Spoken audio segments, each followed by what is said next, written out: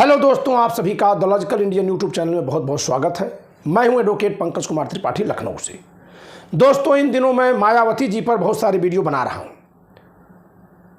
और इनकी आलोचना में बना रहा हूं। आप में से तमाम लोग कह रहे हैं कि केवल मायावती जी की ही आलोचना क्यों कर रहे हैं। जी हाँ, मायावती जी की आलोचना मैं कर रहा हूं क्योंकि मायावती जी का ही स्टैंड अभी तक क्लियर नहीं है कि सभी अन्य पार्टियों के साथ मिलकर चुनाव लड़ेंगी या अलग चुनाव लड़ेंगी, क्या करेंगी यह स्पष्ट नहीं। अगर इनकी बात खुद की माने तो ये तो कह रखी है कि हम अलग चुनाव लड़ेंगे, और अगर ये अलग चुनाव लड़ेंगे तो वोटों का बंटवारा होगा।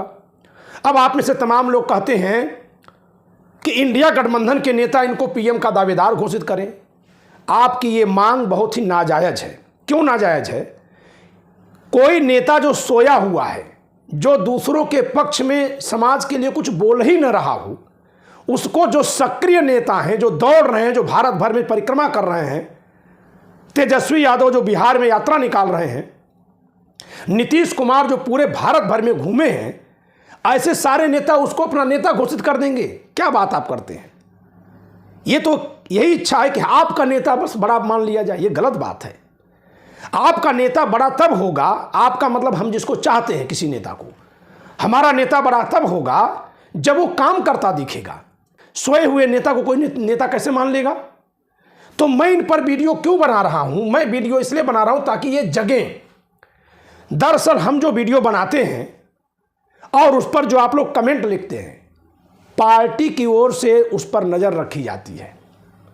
तो आप सब जो लिखते हैं, जो बोलते हैं, उससे पार्टी तक ये सूचना पहुंच रही होगी कि इनका मतदाता वर्ग इनसे दुखी है इस मामले में कि ये स्टैंड क्यों नहीं ले रही हैं। क्योंकि अमूमन आप लोग ऐसे ही लिखते हैं।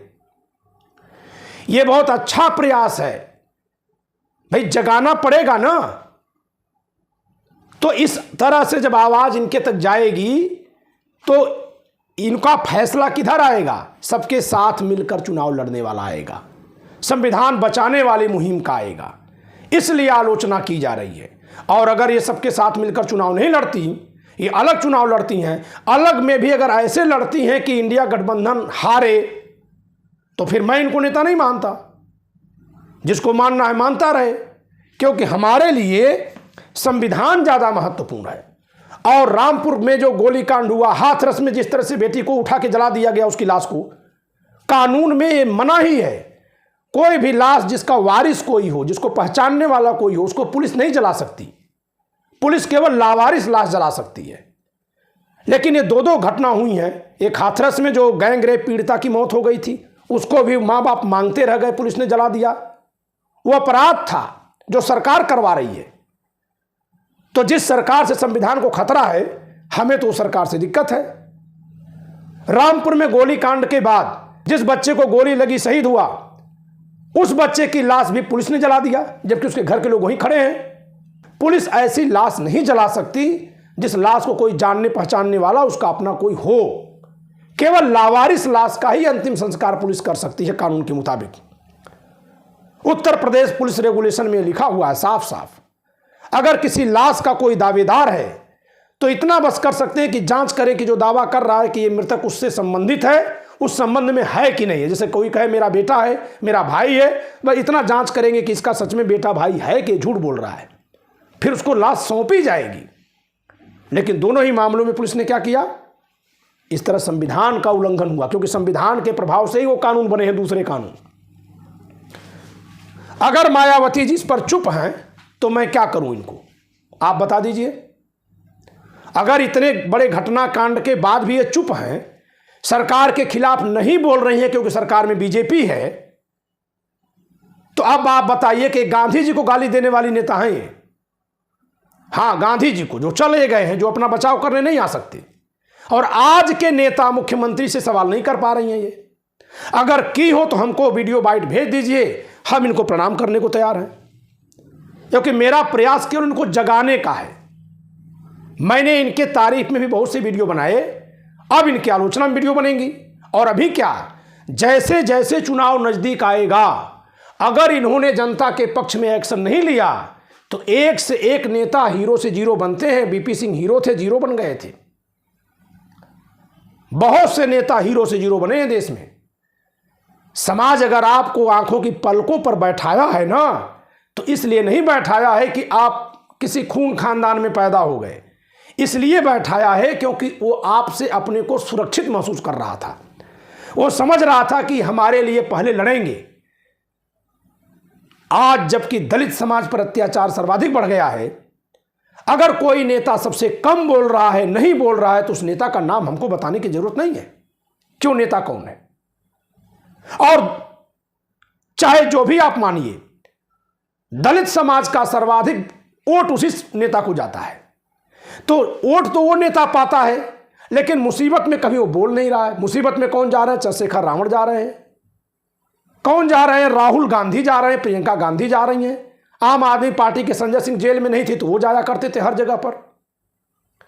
वो नेता संजय सिंह, आम आदमी पार्टी वाले, 5 महीना हो गया जेल में गए ना। है कोई सड़कों पर आंदोलन? कोई पूछ रहा है कि किसके लिए जेल में गए? नहीं।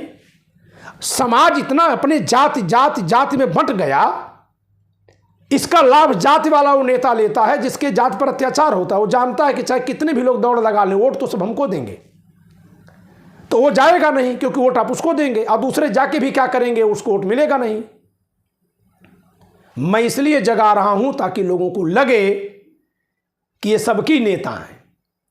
नहीं तो ऐसा हो जाएगा, अगर यही चलता रहा। आप कल्पना करिए दोस्तों, बार बार राहुल गांधी, संजय सिंह, जयंत चौधरी और नरेश उत्तम, ये जैसे लोग अगर दलित आंदोलनों में जाएंगे, बार बार जाएंगे, लेकिन इनको कोई वोट न मिले, तो भाजपा ने क्या किया?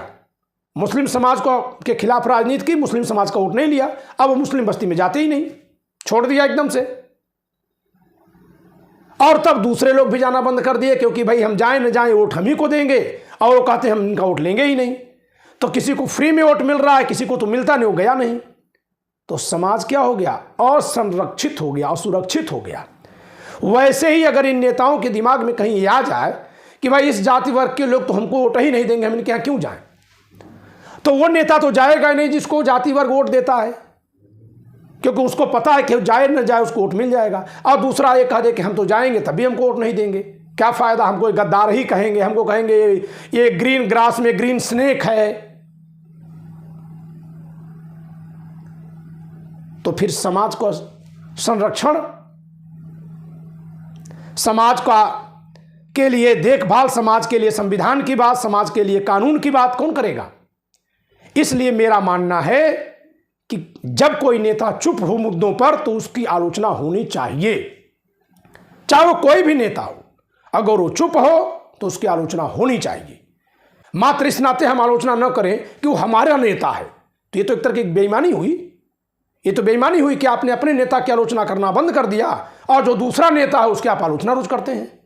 फिर तो आपकी आलोचना बेईमानीपूर्ण है भाई।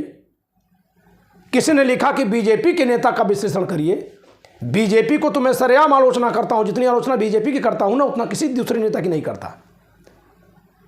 तो दोस्तों, इस तरह की वीडियो बनाने का मकसद इस पार्टी तक यह सूचना भेजना है कि समाज में इस पार्टी के निर्णय की प्रतीक्षा है, बेसब्री है लोगों में।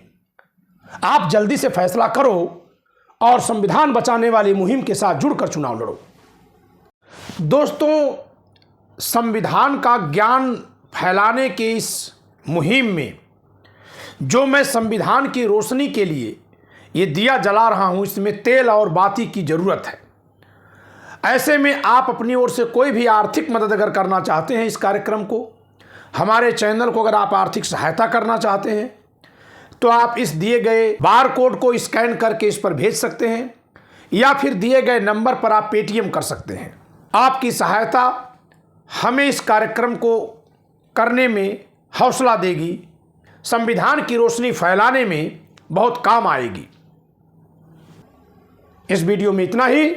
वीडियो पसंद आए तो इसको लाइक करिए, चैनल को सब्सक्राइब न किए सब्सक्राइब करिए, वीडियो को शेयर करिए और संविधान की ताकत को मजबूत करिए।